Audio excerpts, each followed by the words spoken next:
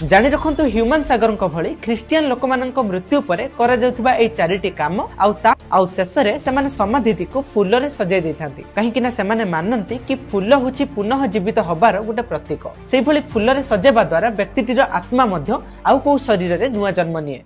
मोर भाई बहुत भल भल कंटेंट जाक बनाउछ तमर इंस्टाग्राम चेक करूथिले बहुत भल लागला किंतु तमे जीशु ख्रीष्टंकर माने ख्रिस्टियन मानकर मरिबा को नै जो इन्फॉर्मेशन देइछ ताहा पूरा भूल भाई।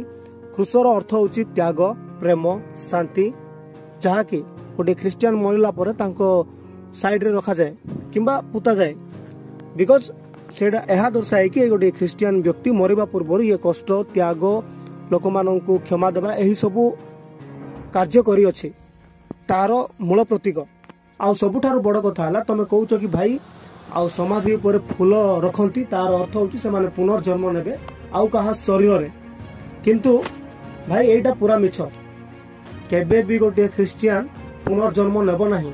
गोटे मनीष ख्रिस्टियन अनुଯାयी थरे ही जन्म होबो तापर तार विचार होबो कर्म अनुଯାयी एहा पवित्र बाइबल रे लिखा जाय अछि। सो भाई तमरो वीडियो सब बहुत भलो अछि बट इन्फॉर्मेशन मध्ये टिके भलो रे सर्च करंतु तो भल लागिबो।